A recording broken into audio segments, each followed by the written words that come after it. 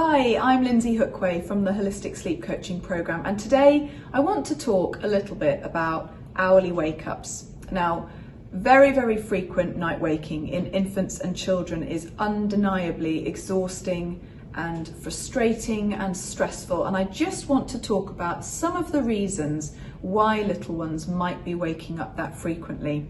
It's always a good idea to rule out some of the red flags, some of the more problematic reasons why children might be waking up frequently, because sometimes it's a problem that requires a referral to another practitioner. So for example, if a little one is experiencing snoring, mouth breathing outside of having a common cold, if they are having unusual movements at night, if you suspect that they may be anemic, which is more likely in a child over the age of about 6 to 12 months, or if you're worried about a child being unwell or uncomfortable, whether that's because of reflux or allergy or any other health problem, then those children may be waking up frequently because they're either in discomfort or pain, or there's another reason for their frequent waking at night. So get those children checked out by a health professional for sure. However, if you've ruled out those red flags and you still have a child who's waking up every hour overnight, while there may be many reasons for that, one of the most common reasons is that a child just isn't able to go back to sleep at the end of a sleep cycle. So if a child is waking up every 45 minutes or an hour, it could simply be that they've got to the end of a sleep cycle and they've stirred.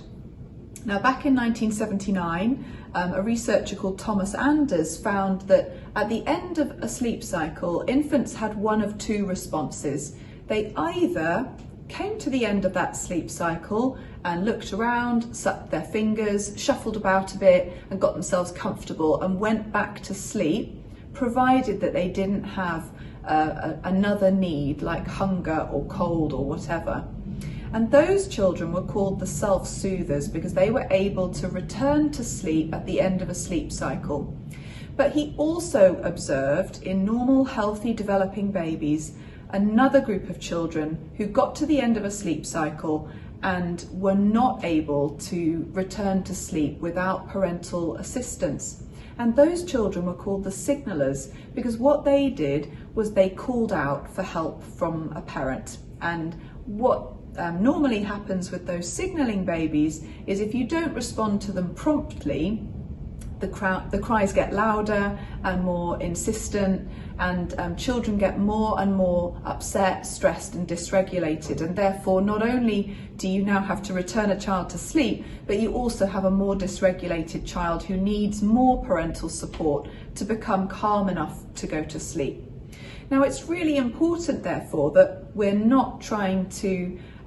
give the same advice to all parents. So for example, one mainstream piece of sleep advice that a lot of parents have been told is when your child wakes in the night, just give them a moment to see if they resettle and go back to sleep on their own. Now, that piece of advice might work pretty well for a self-soothing baby, but it's very unlikely to work well if you have a signalling baby on your hands, because we know that they tend to ramp up and escalate and they get more and more distressed and dysregulated.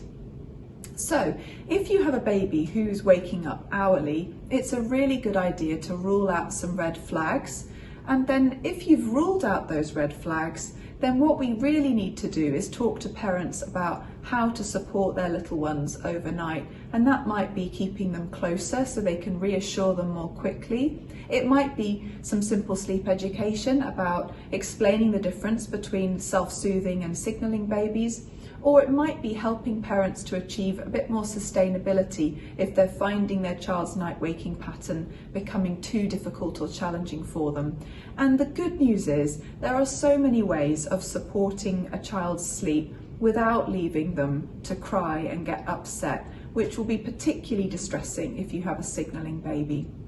So if you want more information about hourly wake-ups, if you want to find some gentle, responsive and respectful ways to support infants with their nighttime sleep, check out our free downloadable checklist by clicking the link below.